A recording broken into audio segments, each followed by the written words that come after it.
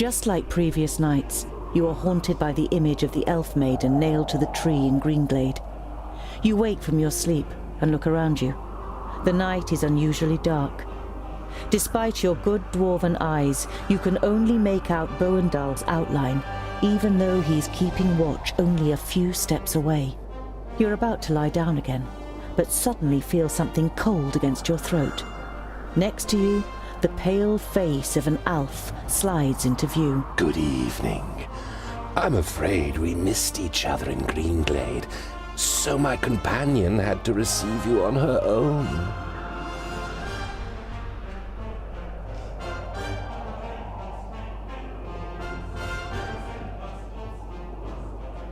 You consider your options, but before you have reached a decision, the dagger is pressed more tightly against your throat, and you feel a second blade at your back.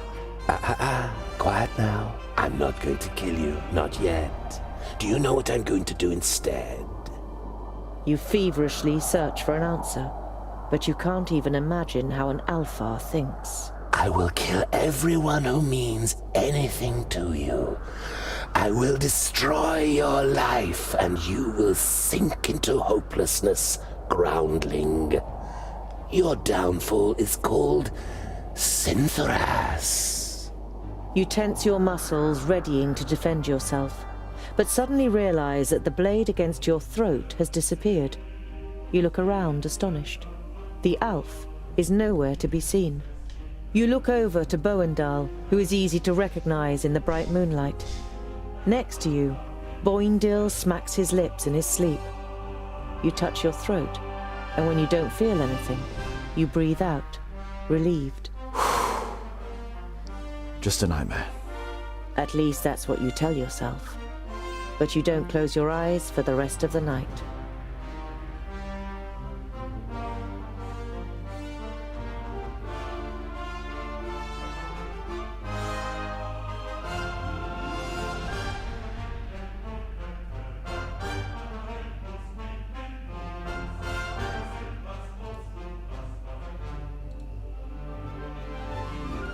Boindil unwraps his dwarf cheese again and cooks it on the fire.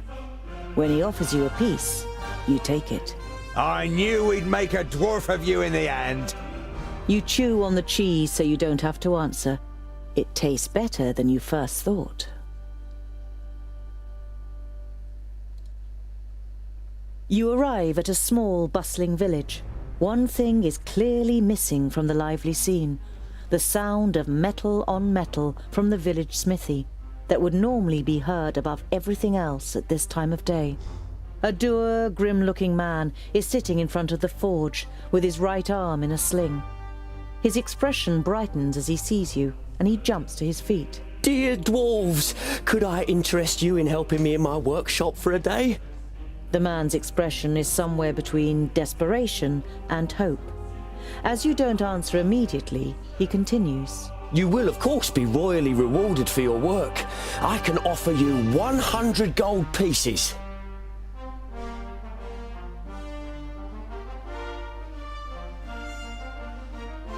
What happened to your arm? A stupid accident. A box of blanks fell down. I was trying to catch it. It will heal, fortunately, but I won't be able to wield my hammer for a while. You must have quite a backlog of work. You nod sympathetically. You always felt bad if you were ill or couldn't work in the forge for some reason or other. Loads. But if what I hear about the metalworking skills of the dwarves is true, it will be easy for you to manage it in a day. I'll help you. I worked in a forge for a while. You modestly conceal that in this case, a while means almost a whole human lifetime. A little later, you are standing in the workshop, examining the smith's inferior tools, while he fires up the forge and prepares everything for the job as well as he can with just one good arm. You weren't able to persuade the twins to help you. As warriors, they'd rather go hunting, Boindil declared. But you think it's more probable that you'll find them drinking beer. But you don't care.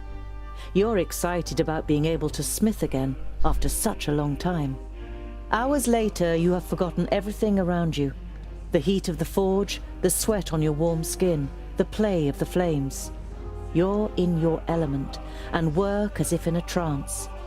The smith left the workshop ages ago with a satisfied grin on his face. Wait, I'm talking to you. You look up in surprise. Everything but the beating of the hammer had ceased to exist, and you didn't notice that someone has come in. Can you do it? You immediately dislike the middle-aged man. He sounds you out so doggedly with his light grey eyes that it feels as though he wants to look right through you and into your deepest thoughts.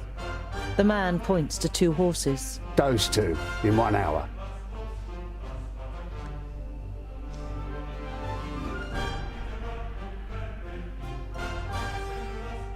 With the forge hammer in your hand, you play dumb. You blink and look back and forth between the horses and the man. What's the deal with the horses?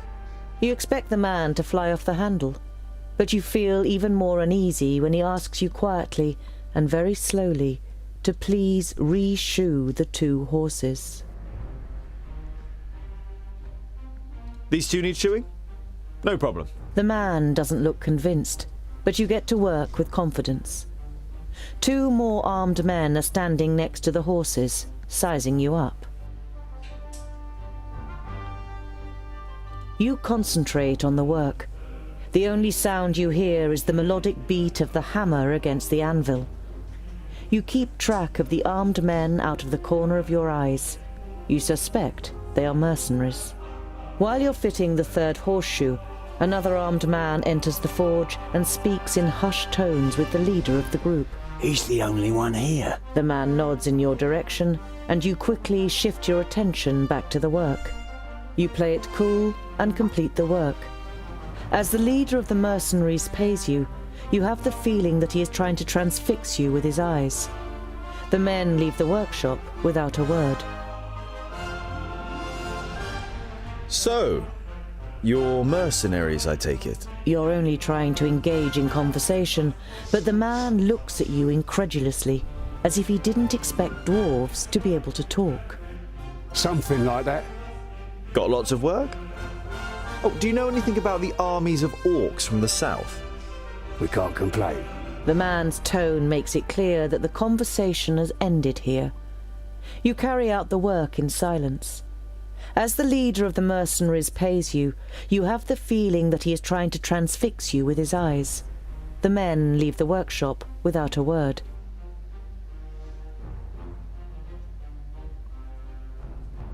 You ignore the horsemen and concentrate on your work. When you tell the twins about your visitors later on, they know exactly who you're talking about. They encountered them on the way back from hunting.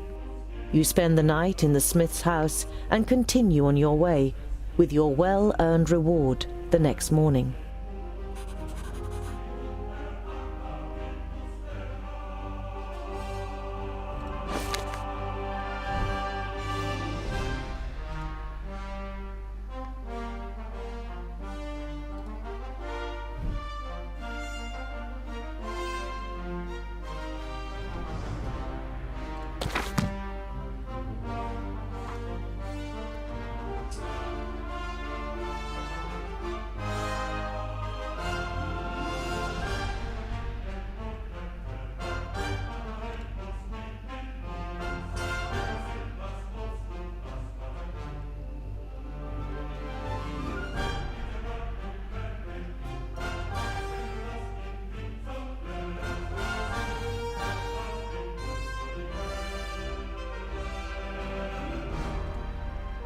Axeldale is shrouded in an eerie silence as you approach.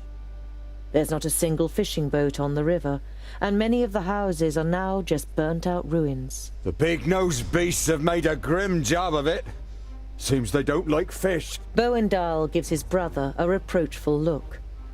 There are dead bodies everywhere, but it seems to you that there should be more of them.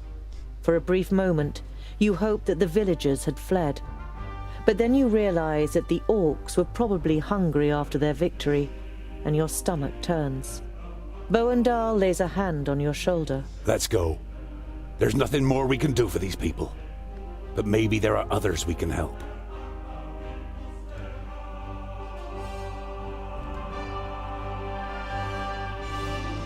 Once you reach the top of the hill above Goodwater, you can see what is left of the village. The sea of red-roofed tiles has given way to a forest of burnt black ruins. Shattered wooden planks and bent iron bars are all that is left of the gate. I couldn't save them. Even the reinforced gate.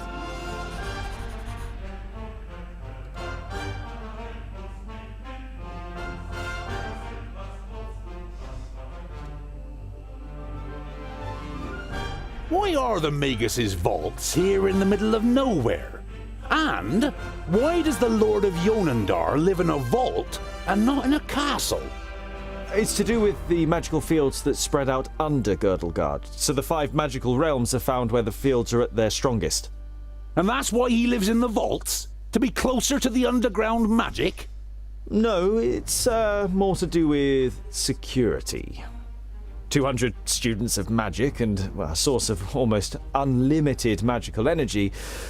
The Magus thought that an underground vault was a more suitable place to train than Master Nudin's tower in the middle of Parista.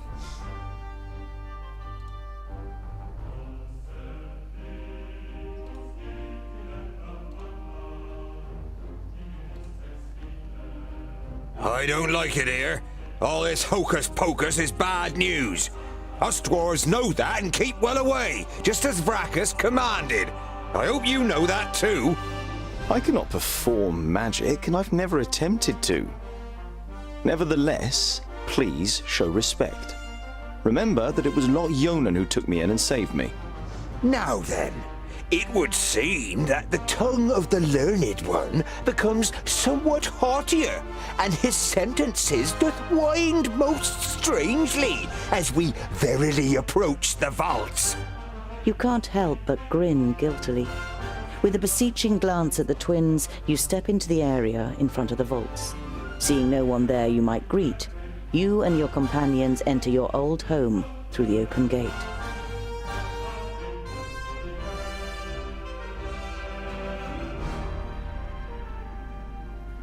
Who the hell built this tunnel? Bowendahl examines the crumbling roof with a mixture of disbelief and indignation. Be quiet. I want to surprise them. Is that such a good idea? What if we give your master such a shock that he casts a spell on us? I don't want to be turned into a mouse or a bar of soap. It is unusually quiet in the vaults, but the smell of dinner is in the air. You imagine Frala looking up at you from her cooking pot in the kitchen and smiling. There's boiled and roasted meat for dinner. Come on. That's no reason to go and get ourselves turned into something weird. We'll stay here until you're finished with your little game.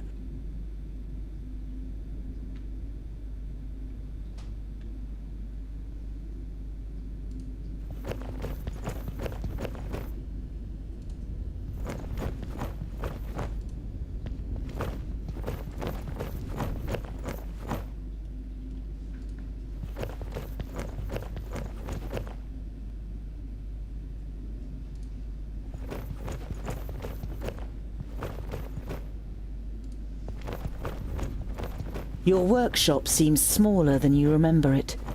You are also sure that it smells different than when you set off months ago. A couple of weeks ago, this anvil was my whole world. Now my world's a whole lot bigger.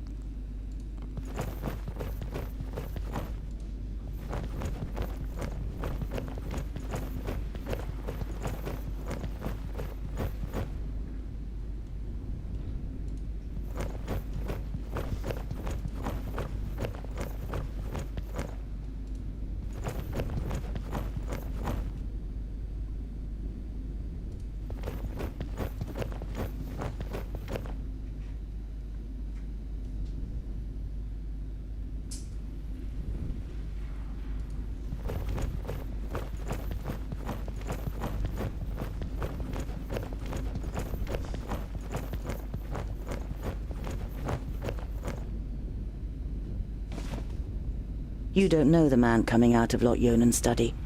His robes identify him as a famulus of Nudin the knowledge-lusty. You have a bad feeling. The quiet vaults, the open gate, the strange famulus. Your hand moves to the handle of your axe before you address him. Greetings.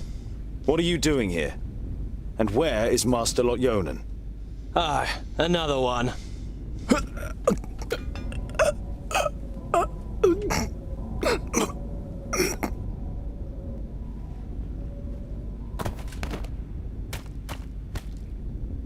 Don't even think of using magic, or I'll lodge this pretty piece of steel in your brain. It takes the famulus a few seconds to comprehend the situation he's suddenly found himself in. He seems to weigh up his options for a moment before he breathes out and the tension leaves his body. All right, I won't use magic. Why are you snooping around in Lot-Ionan's study? What are you looking for? I'm looking for artifacts that Lot-Ionan, when he was in Parista, claimed he had forgotten and left in a cupboard. And for the books that were stolen from Greenglade. I'm guessing you're the dwarves that stole the books. What does your master want with the artifacts and the books? I don't know. He commands, we obey. He's going to be very displeased. I did find a bag in the cupboard, but it didn't contain the right objects. What happened here? Where is everyone? For a while, the famulus seems to be playing with the idea of being stubborn. Bowendahl pushes a little harder on the end of the crow's beak, and the tip penetrates the skin. Blood seeps out. They're gone. Dead. A school full of magi destroyed without any signs of struggle? Lies. The facts seem stacked against it, but you cling on to this faint hope. Lot-Ionan's famuli were already in Parista. There were only novices left. We made easy work of them. The Elfar, Sintheras, he insisted on being part of the raid after he found out that you grew up here. He opened the gates and killed most of those here before they even knew what was happening. In your mind's eye, you see a pale face appearing from the darkness. You saw what Elfar are capable of in Greenglade. You push the thought to the back of your mind and try to keep a clear head. Lot-Ionan, where is he? Nodon killed him. He killed all of them in Parista. There's no one left in Girdlegard who can take on the last Magus. You're saying that someone took on all 6 of the Magi at once and defeated them? Ridiculous. 5 Magi. My master Nudin is Nodon the Doublefold, the Lord of the Perished Land and soon-to-be Lord of Girdlegard. He killed the masters, and the apprentices followed soon after. They're all gone, and he changed the magic field so that only we can use them. An icy hand grabs your heart. It's impossible that there's only a single Magus left, and he's not fighting against, but for the Perished Land. I've had enough of your lies. They're alive. Lot-Ionan escaped and has gathered his apprentices, Frala, and the others around him to fight against Nodon. We just have to find them. The war was over before you even noticed it had begun. Nodon cannot be stopped. He is on his way here and will just... Blah, blah. We will leave immediately. This news is of great importance to the Council of Dwarves. I'm not going anywhere. I have to find my friends and I... Orcs! Lots of them!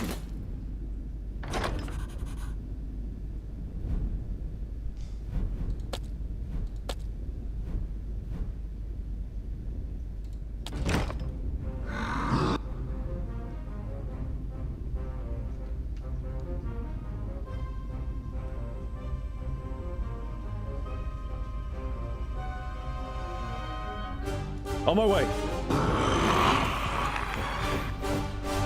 What is it? On my way! Oh, what bad luck for you! Huh?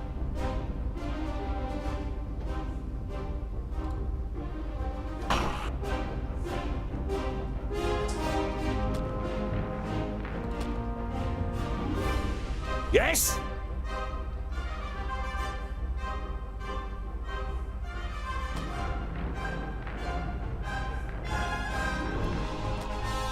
With pleasure. And what now?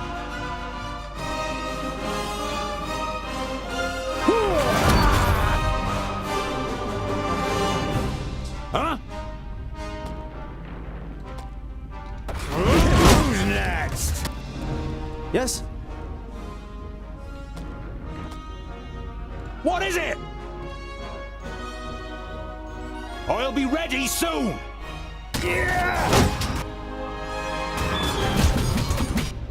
Don't rush me!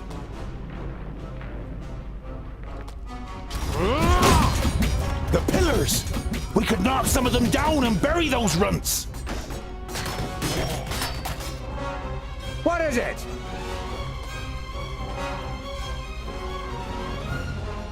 Yes, yes, soon! I'm not that quick! Huh? You hardly put up a fight! Huh? What is it? All right. Oh, what bad luck for you! Too easy! With pleasure.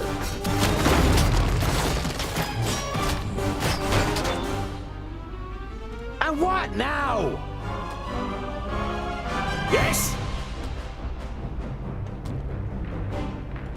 Oh, what bad luck for you! I didn't hit you very hard! Yes?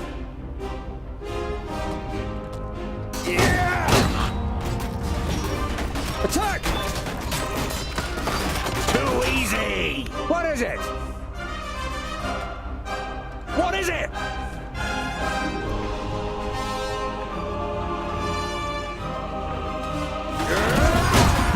And again. Who's next?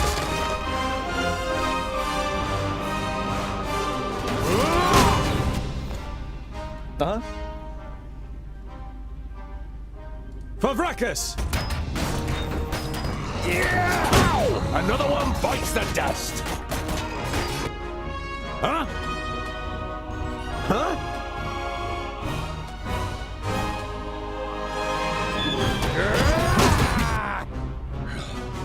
Huh? I didn't hit you very hard. Attack! Yes? Uh-huh.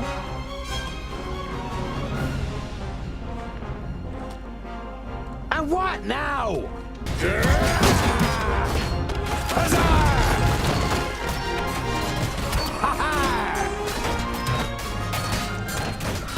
Huh? For Vracus! Attack!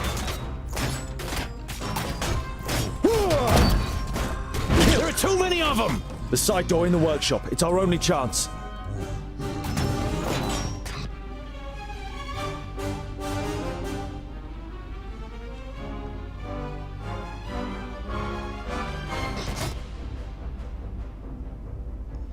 What is it?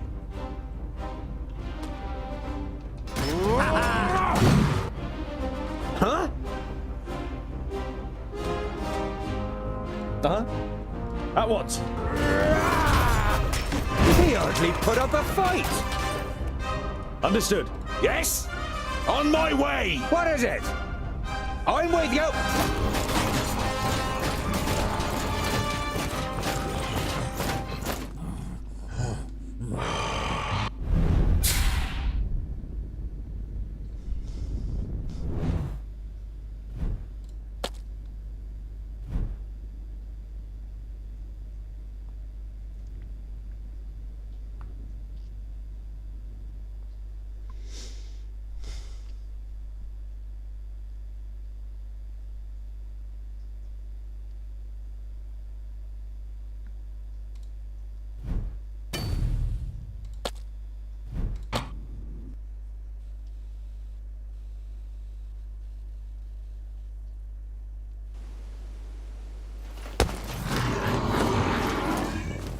Damn. The first 20 are mine! You have come far, but this is far enough. Give me the artifacts and the books you stole in Greenglade, and I'll set you free.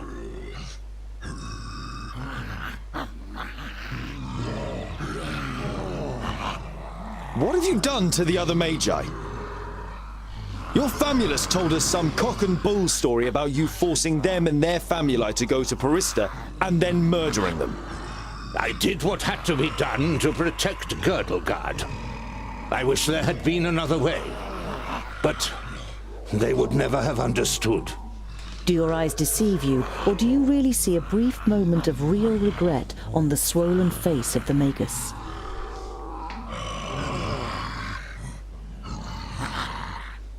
What's with the artifacts and the books? They belong to me. Lot-Ionan was supposed to bring them to Porista, but forgot them. So, I came to pick them up. That's all you need to know.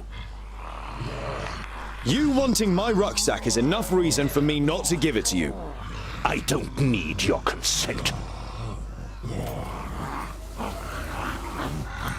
Look after the rucksack.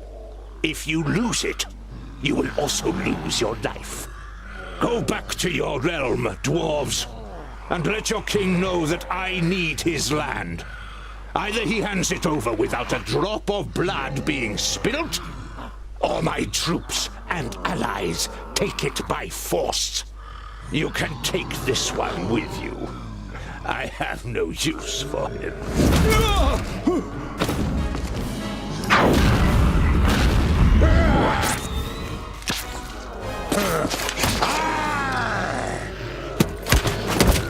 Invisible wizard, Maya! Look!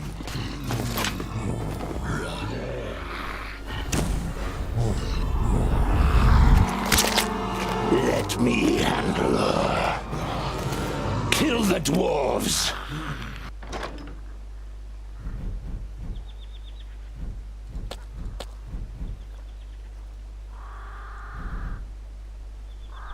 The rucksack! The artifacts! If he wants them so badly, they might be the key to his destruction. There's the orc with the rucksack. Let's get him. What is it? And what now?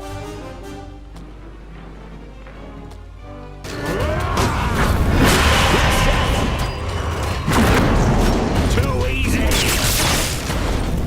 Huh? Yes? Yeah. Huh? What is it? What is it?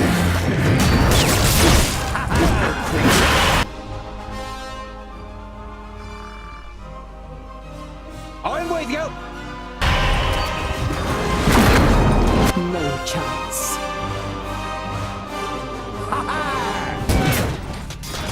Too easy!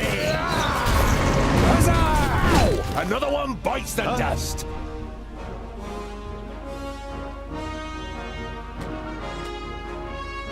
Huh? Yeah!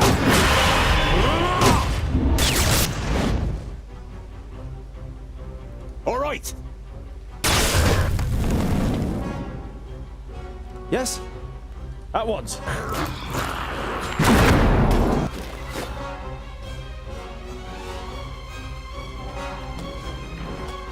Huh?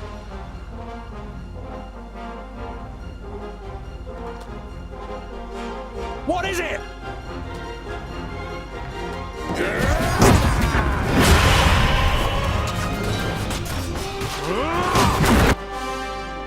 Huh? Let's do it. Another one bites the dust. And what now? Yes? I'll be ready soon.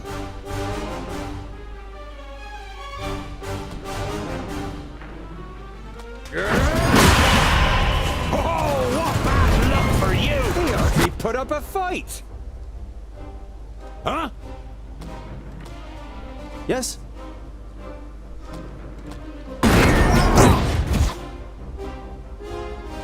And what now? What is it?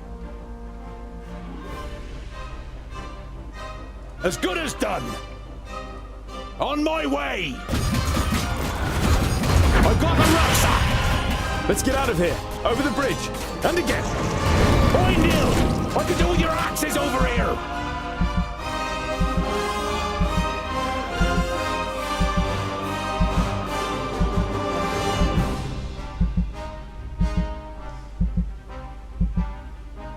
As good as done. Huh? Yes, yes. Uh-huh.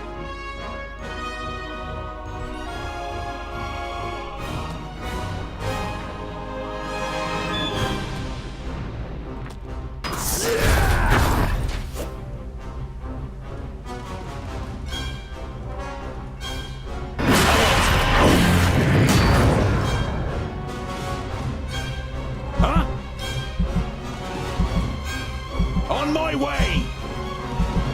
And what now?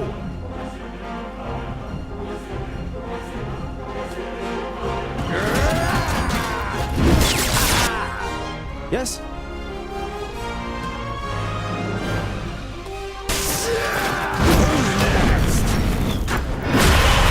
Understood. Huh?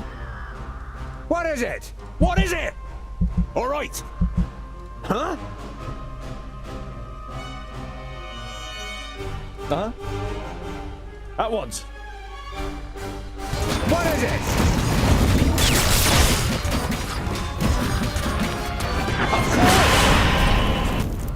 Yes? Don't rush me.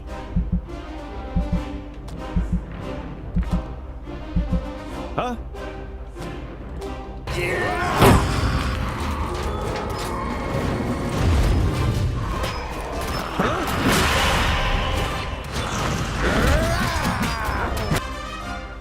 Huh?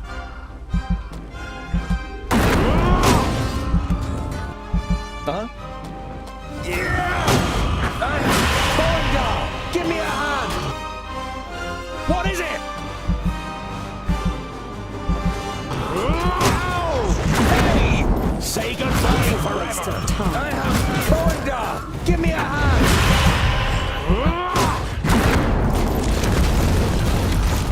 Let's get out of here. Retreat? We should fight on. We would die. Perhaps you've noticed that Nodon has risen again, headless. He is more powerful than the perished land itself, but the key to his destruction is in here. We will return to the Secondlings and tell them what the Magus is up to. We'll be safe at Ogre's death, and there we can hatch a plan. If we manage to get there. Nodon will do anything to stop us. Then let him try.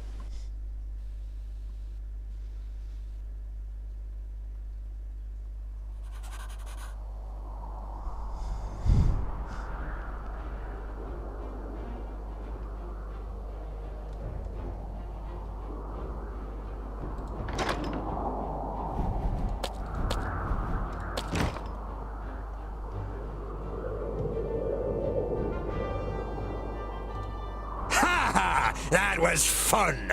What's next? Boindil looks at you, and the sparkle in his eyes goes out. We are both very sorry about what happened here, Tungdil. You told me, Cynthia. I convinced myself that... You gulp and turn away from your friends.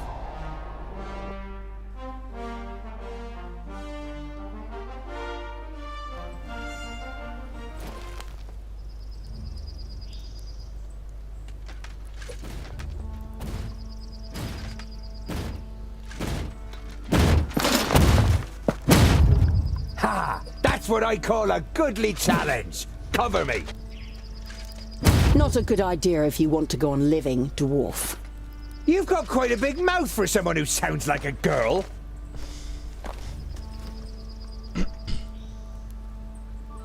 You are Andikai, the Tempestuous, right? Correct. And you are Tungdil, Lot-Ionan's charge.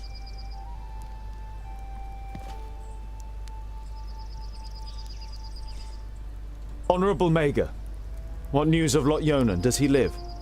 Andikai looks at you in silence, pain and rage slowly spreading across her face. He is dead, Tungdil. Along with Myra, Turga, and Sabora. Nod-On killed them all, and destroyed the Council of Magi. The certainty of their death is painful. It feels as though someone has just torn your insides out. He killed their best pupils, too. And now he's the unchallenged Magus in Girdlegard.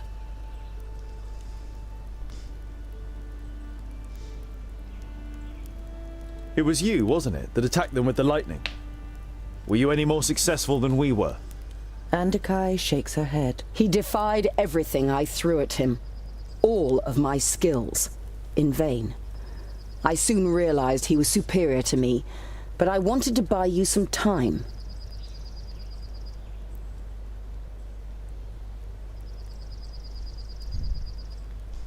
Nodon's famula said that he had changed the magical fields, but you still seem to be able to use them.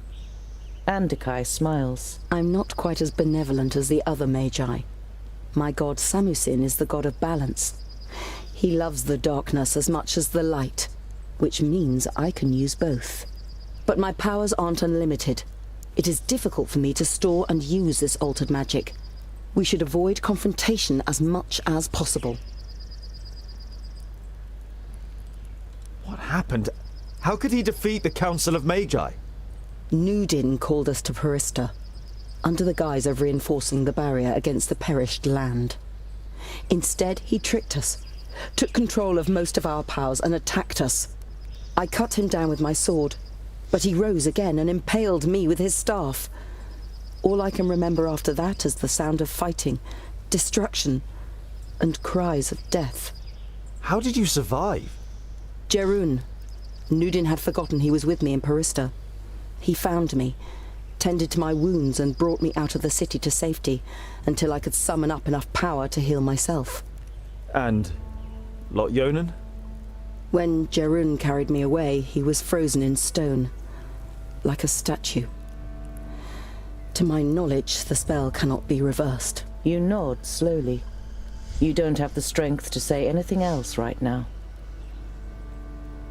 Your companion, won't he sit with us and introduce himself? Yes! Hey, you up there! Can you even hear us with that bucket on your head? Jerun is mute, and he won't do you any harm unless I command him to. And as long as you treat him with courtesy, dwarf. Boindil seems to briefly weigh up his chances against the two of them. I decide when I'm courteous. Just don't get in my way. And the orcs are mine! What will you do now? Leave this place. I'm not so foolish as to believe that I could restrain the perished land or nod on. Why should I stay here? Foolish, no! But cowardly! You're on your way to the kingdom of the Secondlings, right? Then I will accompany you and leave Girdlegard by the High Pass. We'll need all the help we can get. Nodon will have a lot worse in store for us than just orcs. The Maga nods in agreement. Then she looks pensively at your rucksack. Your rucksack? Why did Nod-On want it?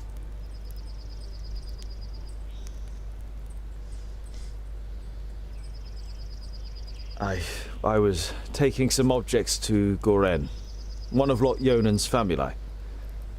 He was murdered at Greenglade by an elf. There were books lying next to his body which he was planning to send to Turga the Fair-Faced. May I see them? You nod. Take the books out of your rucksack and hand them to her. She goes through the letter and the books, one after another, without showing any sign of emotion. Finally, she closes the last of the books. Is that all? They are only sagas and travelogues from the Outer Lands, which tell of legendary creatures and myths. I don't know why they should be of interest to Nod on. There must be something in them that's important to him. He destroyed a whole village for them, and the vaults. Possibly. I'll study the books. But let's sleep now. Jeroen can keep watch. We are still being followed.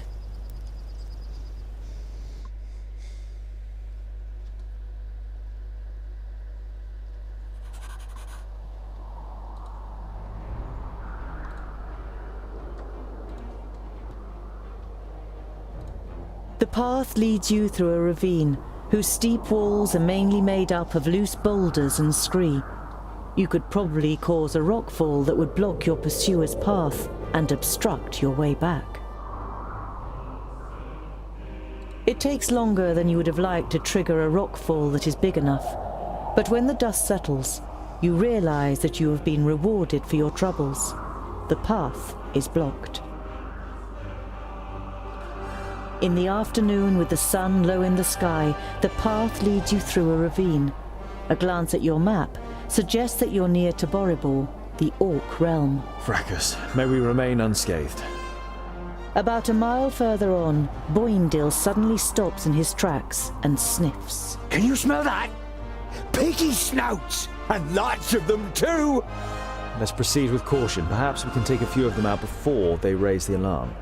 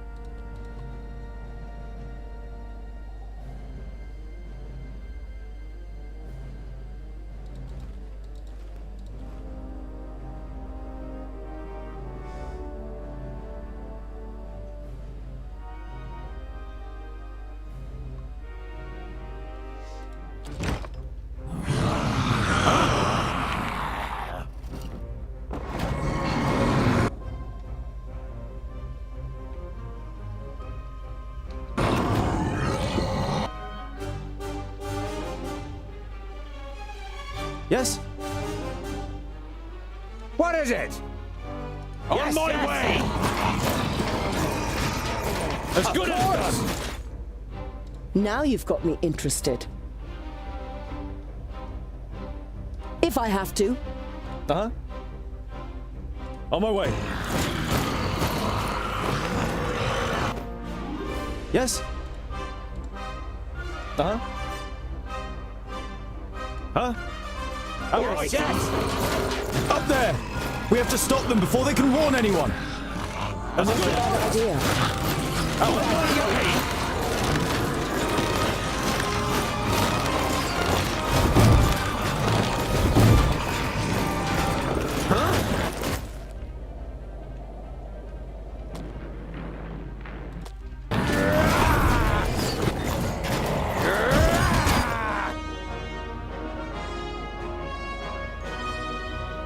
What is it? This is going to hurt. What is it? Huh? All right. As good as done. All right.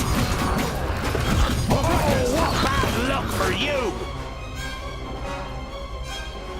Yes?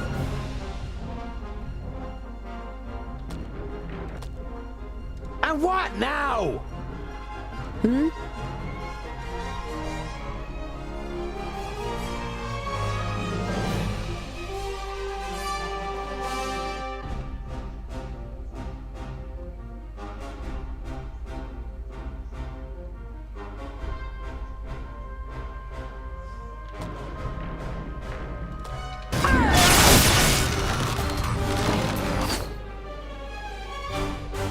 What is it?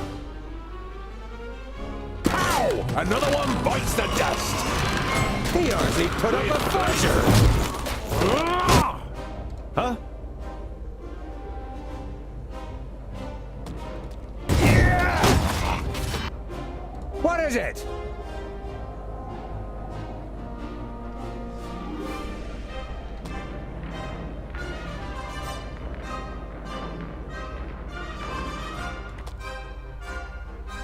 Yes, yes!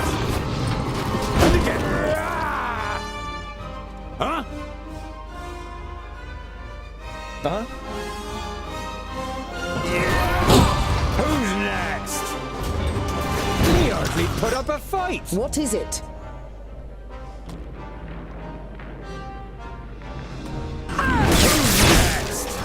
Not a bad idea.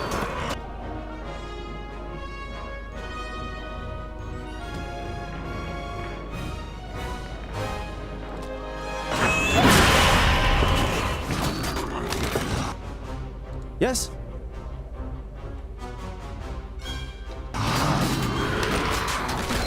End it!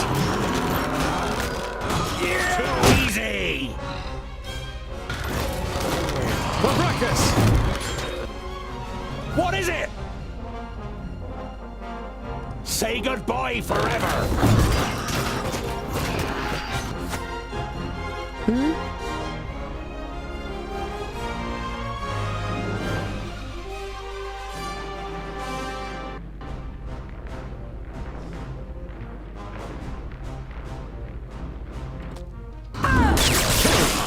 Feel my power!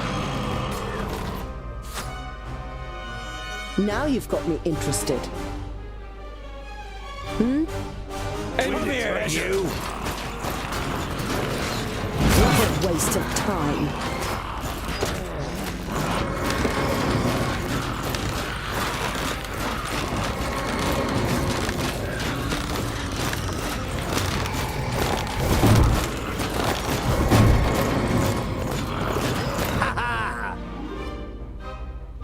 What is it? As good as done!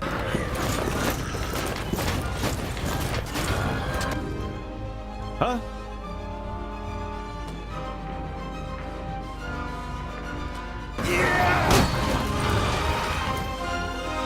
And what now? Yes?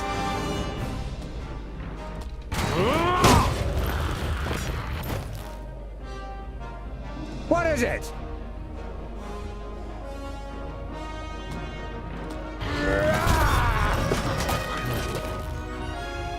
What is it?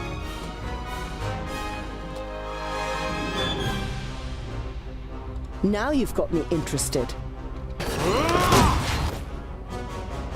Uh-huh.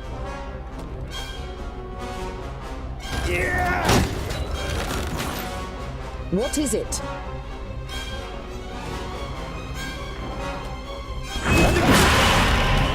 This is going to hurt. Feel my power! Huh? Huh?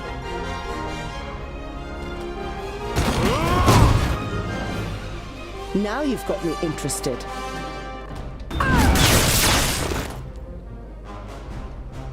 And what now? And I didn't even take off my gloves. Yes? On my way.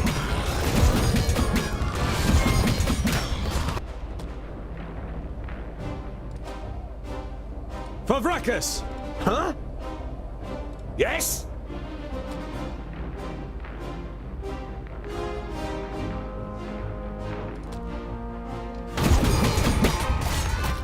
Vile creature!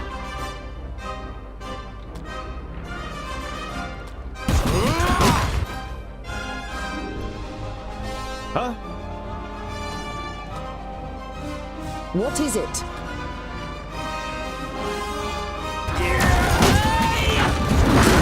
Another one bites the dust.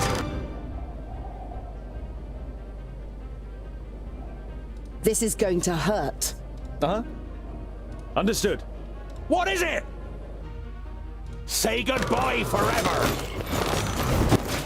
Huh? End it! What a waste of time. Now you've got me interested.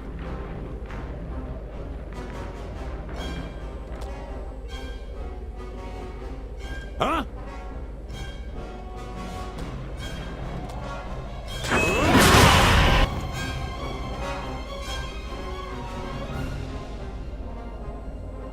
Uh-huh.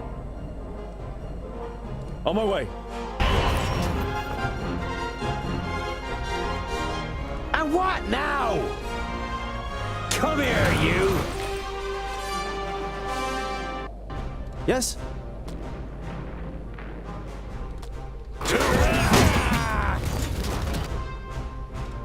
What is it?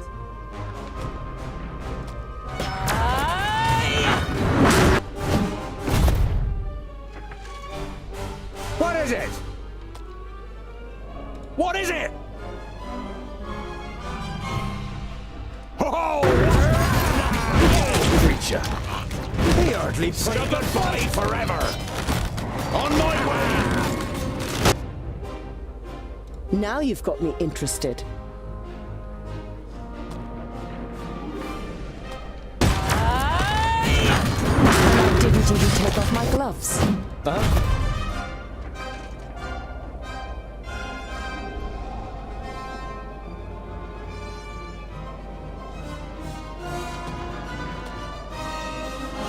Huh? Yes? Hmm?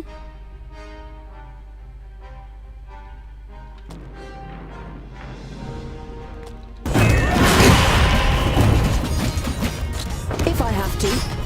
I didn't hit you Not a very bad hard! idea. All right then. Who's next? Go easy! If I have to. Yes? Yeah!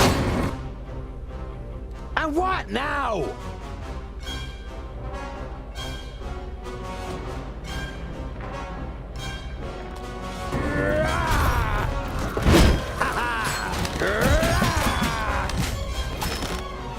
Huh? What is it?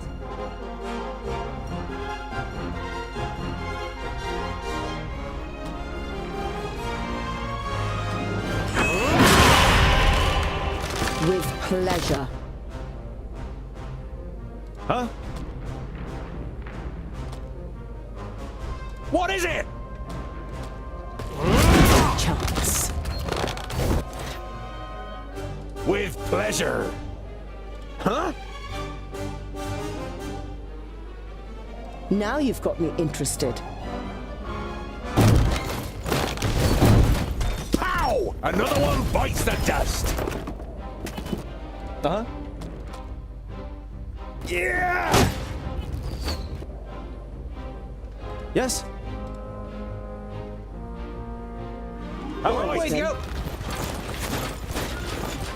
On my way. Feel my power!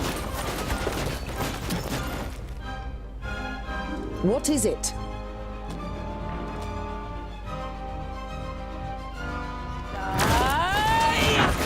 Who's next? Uh-huh. For Vracus! Yes?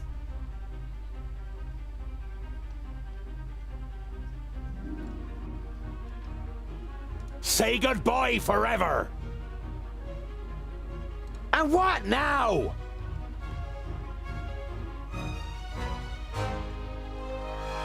I'm with you. And again! Ha ha!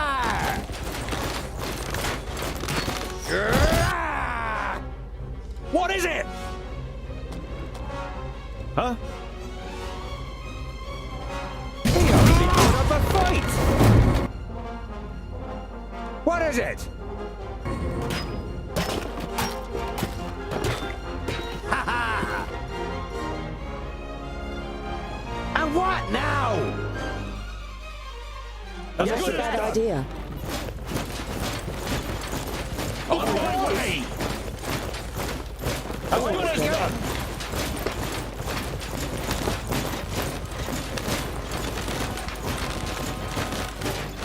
Bad idea.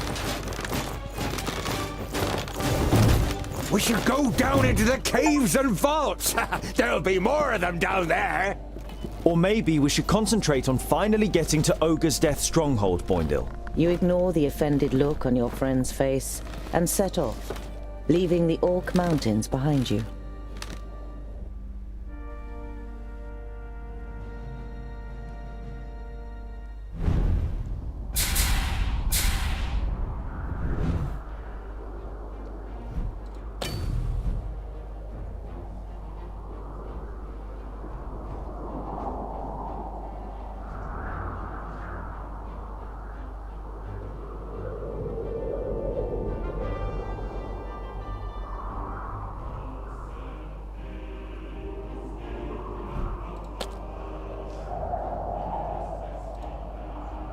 You have put out a plate of food for the night every evening since Jeroen and Andakai joined you on your journey, but still none of you have seen him eat. You decide to pay particular attention to him this evening, to try and find out what is under the helmet. Andakai is sitting not far from the giant, studying the books. Have you found anything useful yet? She looks up at you. You think I will stay and fight if there is a spell in the books that might defeat Nodon? Yours is the god of balance. Don't you see it as your duty to create a balance between light and dark? Instead of answering, Andakai rubs her eyes and closes the books. It's too dark to study. Let's see what tomorrow brings. Disgruntled, you watch the Maga as she walks over to her bed for the night.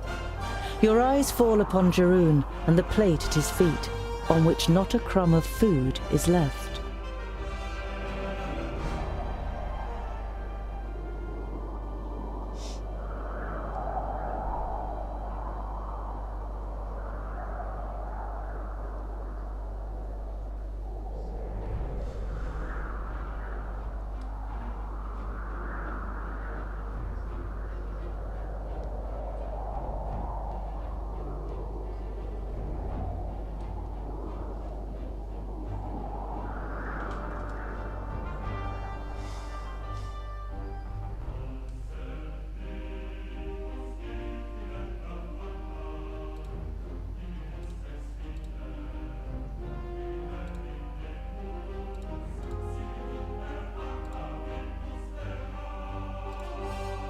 You can already see the oasis a day's journey away, but in the glimmer of the midday sun, you're not sure whether it might not just be a mirage. But the twins are convinced that there is a village here, and the prospect of a roof over your heads for the night keeps you going. The nearer you get to the oasis, the more the uneasy feeling grows that something's not right. It's too quiet, and you don't see any movement. Once you enter the village, your fears are confirmed. Your enemies have already been here.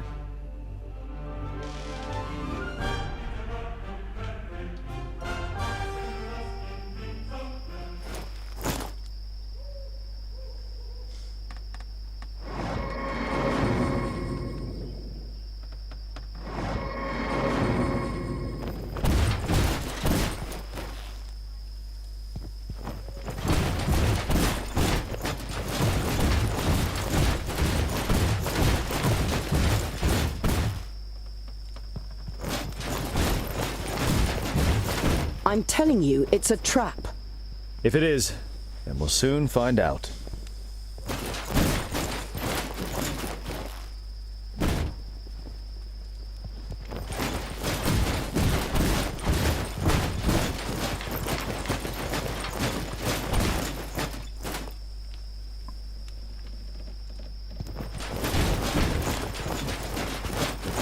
This whole thing is probably a trap. We should... Welcome to Pasnar. I'm sure the citizens would greet you themselves, if they could. You recognize the elf immediately.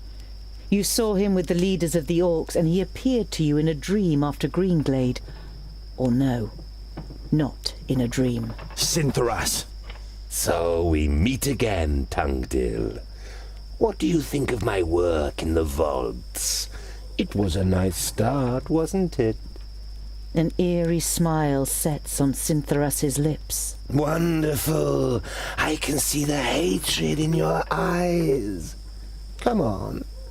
Come and get your revenge.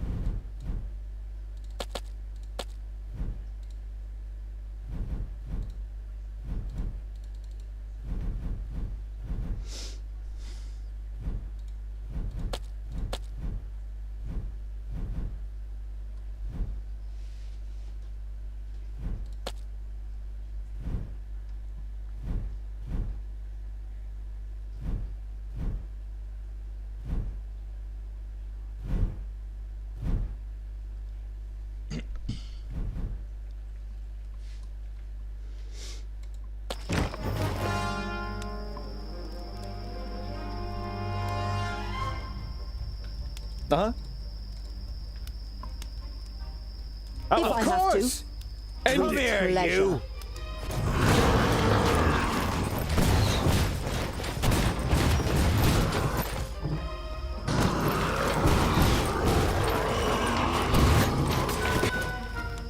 Yes?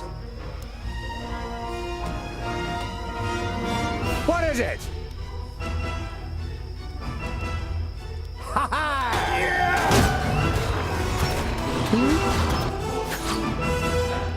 And what now?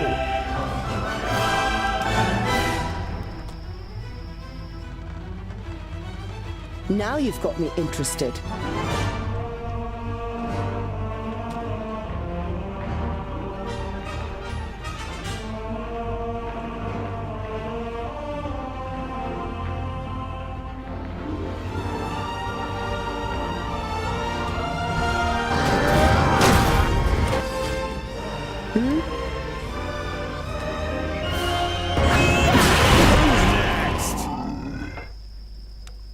Retreat! Back!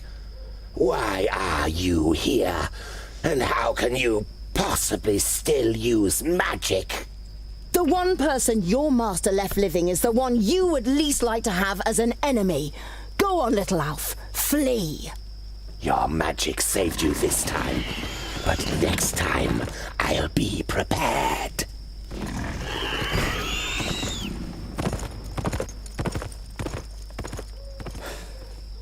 I've had enough of fighting. It's about time we head to your home. I've had enough too. But we've got several days in the desert ahead of us before we can enjoy a cold beer. The longer we talk about it, the later we'll get to our beer. Let's go.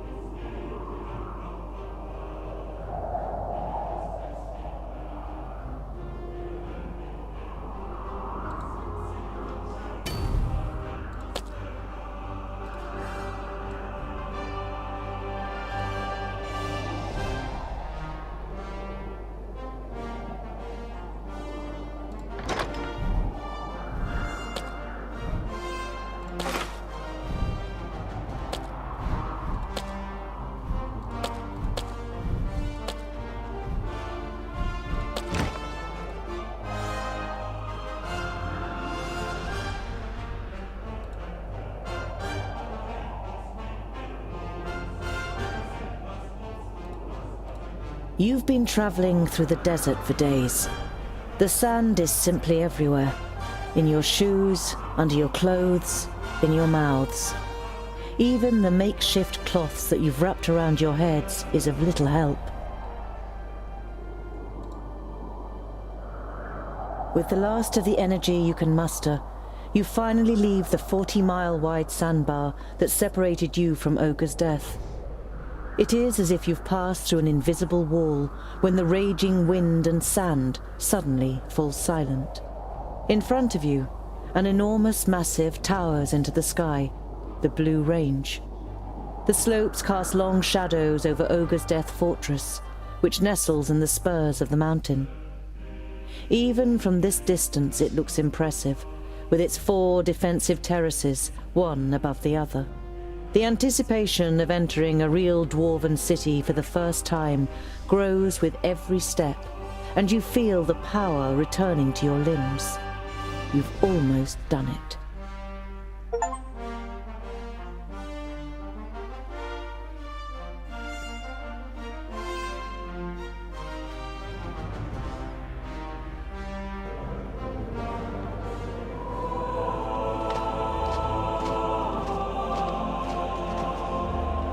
My High King, you have called me to succeed you to the throne.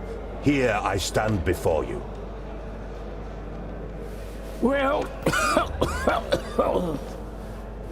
Before you are chosen as the successor to the High King, hear, King Gandagar, the challenges that await you. Hordes of orcs are rampaging through the north and the west, and the perished land is stirring. It would seem that the Magi cannot sustain the barriers. This gives us an excellent opportunity to attack the last elves in Alandor. They are weakened. The perished land afflicts them. Let us wipe out the traitors once and for all. Yes, right. Exactly. Hear, hear. Madness. What are you talking about? I do not recognize you, King Gandagar, in what you are saying. The elves are inhabitants of Girdlegard. Has your hatred for them clouded your senses to the point that you wish to ignore the words of our god? Belendalin's gaze falls, as if incidentally, on the King of the Fourthlings' advisor. Or is someone giving you bad advice? On the contrary, it was Bislipper who finally supplied me with the proof. A report titled How the Fiflings Lost the Gate. It was the elves that poisoned the brave Fifling warriors in their stronghold. A devious disease spread by the pointy ears in the shafts of the Grey Range. Impossible! I always knew it! Treason! I don't believe They should that. pay for it! To the pointy ears! Enough! Don't be so short-sighted! We are talking about the safety of Girdlegard. We must reach out and forge a large coalition with the elves. Yes, and even with the Thirdlings, if we are to defeat the perished land. My High King, you cannot be serious. Drivel from a dwarf who has grown too old in his post. Are we not here to choose a new High King? We have waited long enough.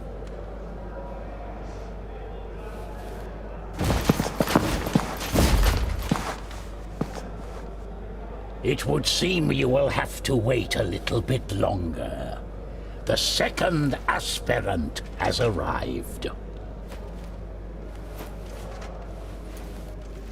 Our guests must be tired from their long journey. The meeting is adjourned till tomorrow.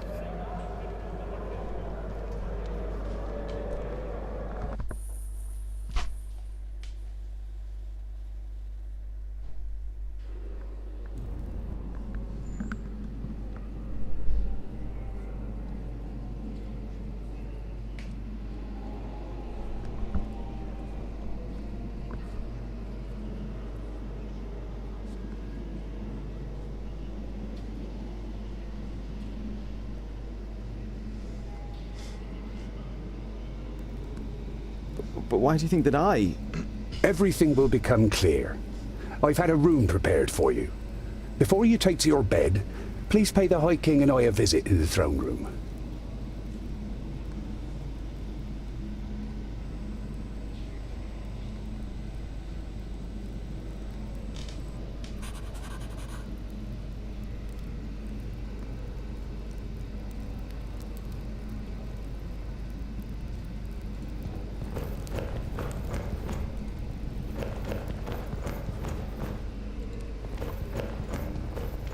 Ah, Your Highness!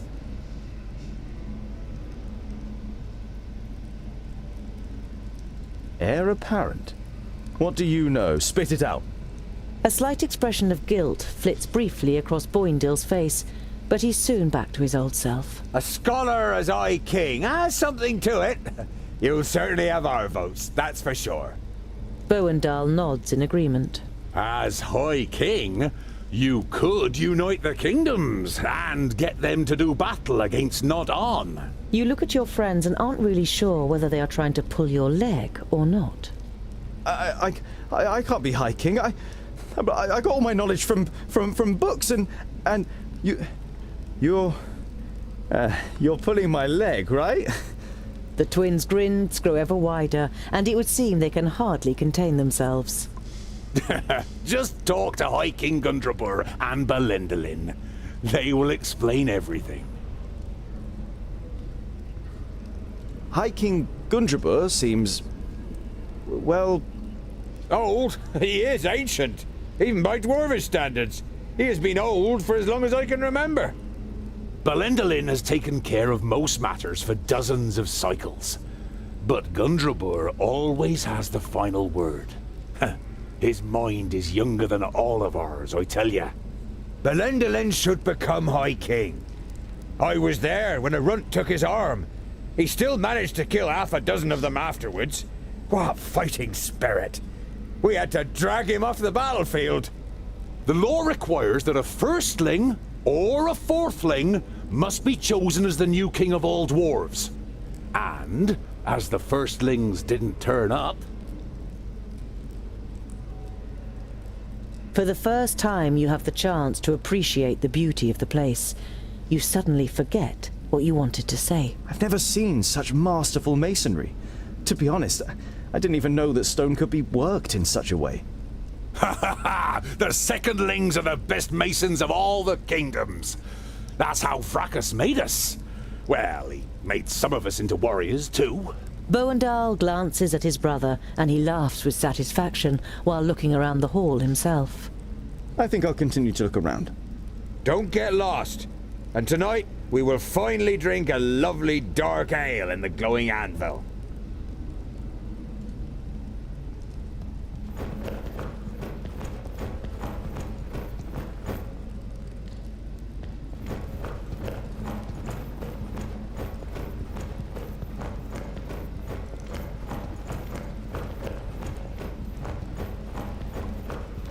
You can't see the bottom.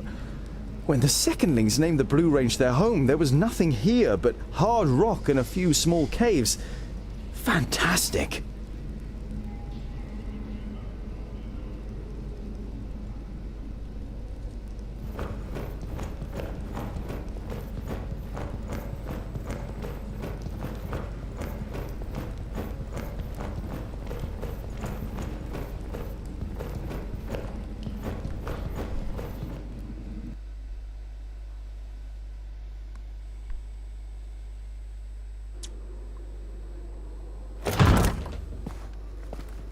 Andakai, what is it?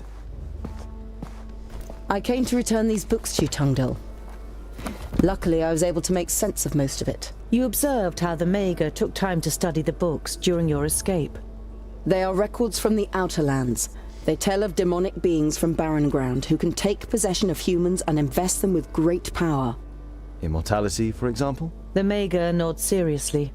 They speak of an axe forged by the Undergrounders called Keenfire. It is said to have the power to cut through the flesh and bone of the living and completely destroy the demonic spirit deep within their soul.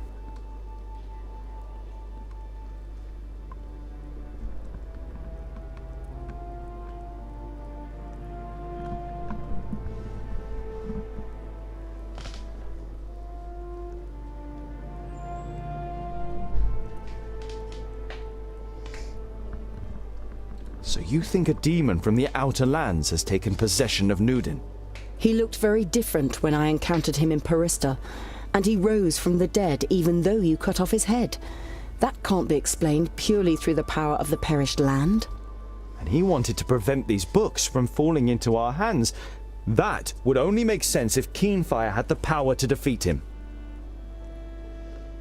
Where is this Keenfire? I don't know if this weapon was ever forged. It requires rare materials and masterful craftsmanship. The purest, hardest steel, stone barbs decorated with runes, a hilt of sigadaisy wood, inlays made of all the noble metals, the blades studded with diamonds, smithed in the hottest forge. We are dwarves. We have the most talented craftsmen. And you have the sigadaisy wood. It is amongst the objects in your rucksack, which is fortunate as there are no more sigadaisies in Girdlegard. But even if you manage to forge the axe, it might all be just a fairy tale. It's too little to wager our lives on.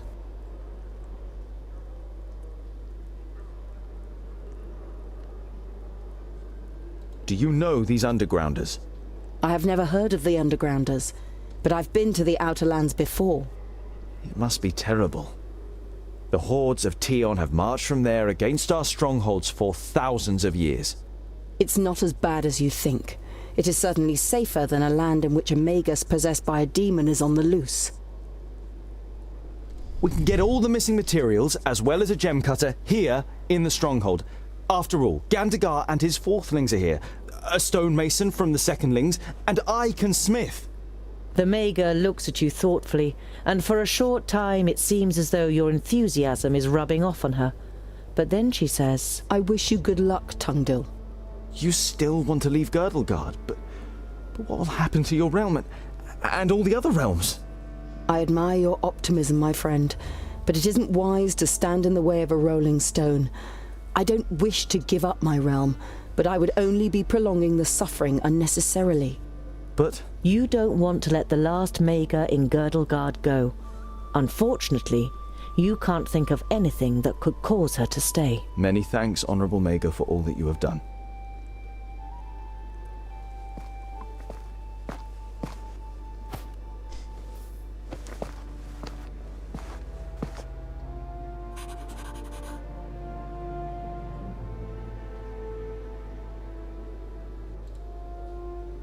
A variety of cheeses, pickled cave mushrooms, toasted vault moss, and some smoked sausage. The intense smell of the cheese makes your mouth begin to water.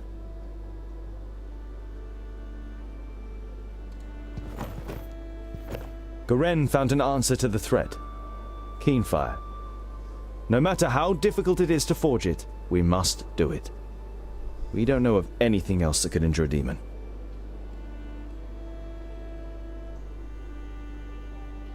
You are exhausted from your adventurous journey, but it would be impolite to just go to bed if the High King is waiting for you.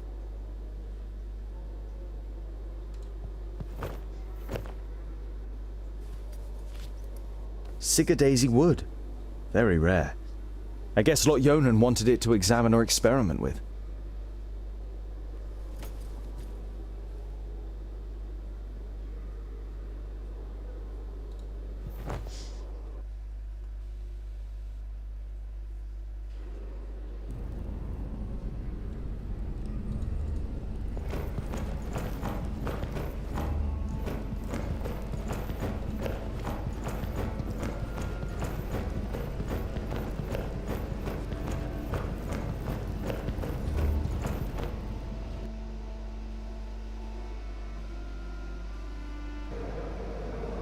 Tungdil, come closer.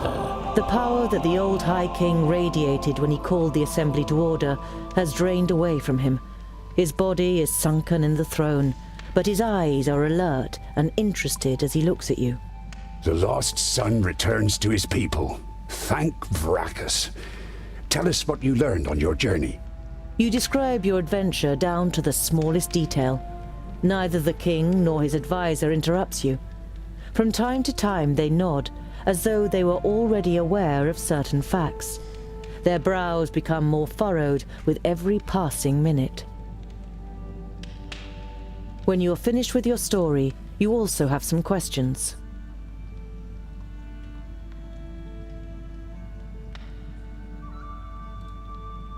I don't want to appear ungrateful, and I'm happy to finally be among my people, but I will not ascend the throne. I hardly know anything about our customs and laws. Everything that I know, I have learned from books that Lot-Ionan gave me. There must be more suitable heirs than me. Your announcement honors you. But to be honest, you never had a claim. To stop Gandagar, we had to stall for time. Lot-Ionan helped us with our little story. We don't even know if you are a fourthling. The king's advisor misinterprets your unbelieving gaze and quickly adds, We're only being as deceitful as goblins for one solitary reason: to stave off possible harm to our people. You feel as though you've been hit in the stomach. If this is true, not only have you lost your newly found kingdom, but Master Lot-Ionan also didn't see it as necessary to inaugurate you in the conspiracy. What game is being played here? Gandagar, as king of the fourthlings, is to supersede me as High King, but his mind is poisoned with hatred towards the elves. He would probably win a war against them, but he would weaken us, and Girdlegard would not be helped by this. I was hoping for a great coalition with the elves, and even with the thirdlings. I would have given anything to start the negotiations. In times of great need, only the common goal can count. And which role have you planned for me? Well, with you as a second aspirant, certain possibilities of protocol open up to us.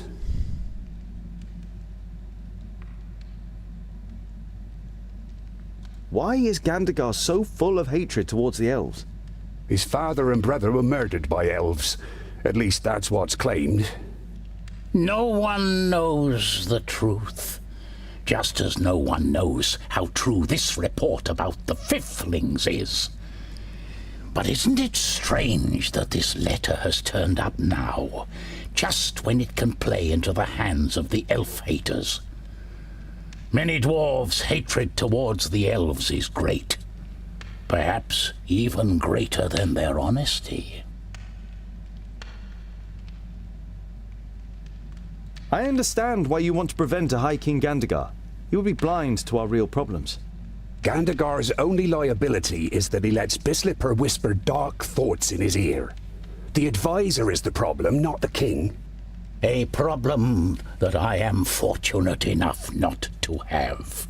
The High King smiles weakly at his advisor. Gandagar is a good dwarf and a good king, and I am certain he could also be a good High King if he was free of Bislipper's lies and false advice. Your plan has a flaw. Even if I were to line up, I couldn't win.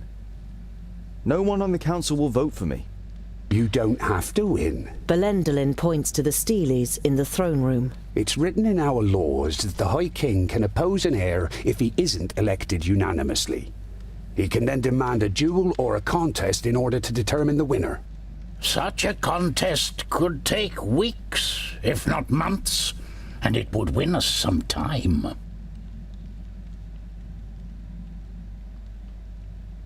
What kind of contest would you have us compete in?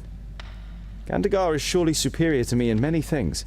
Everyone in the council will write a task on a piece of paper, and from them the contest will be drawn. And this only once you have made a speech and have won over as many as possible in the council to your side. The more sympathetic the council is towards you, the higher the chances of a contest that fits your abilities. Speech? You're beginning to like this whole thing less and less. Is this really the best for our people? If you cannot dissuade Gandagar from carrying out his plans, it could end in a fraternal war. Don't worry. We'll open up his eyes and he will recognize the malice of his feigned friend. We just need time, and you must gain it for us.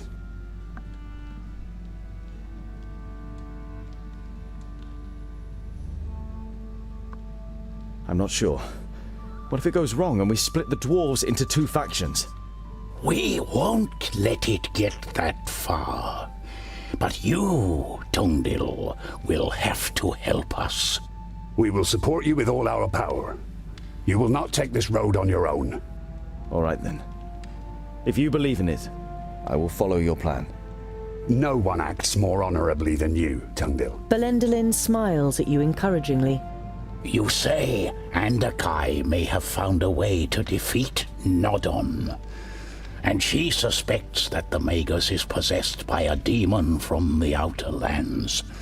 It may be possible to kill this demon with an axe called Keenfire.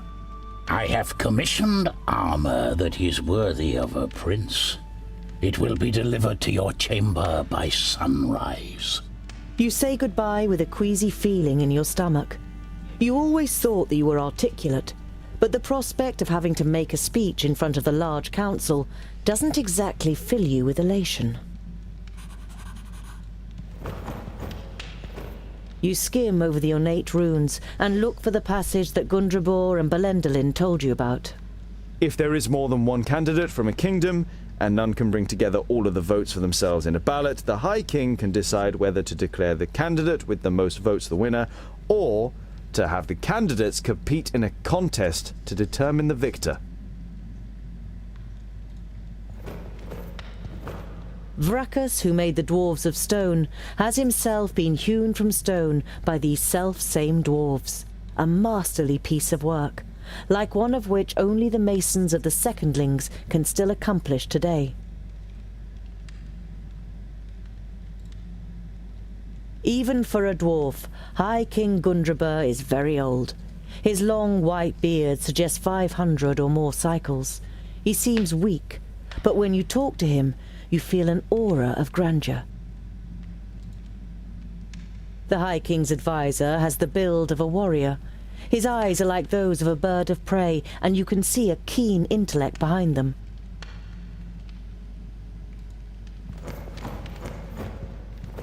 The coal fire is lit when the kingdoms meet for council. It has lain dormant much too long, until it was finally lit again a few days ago.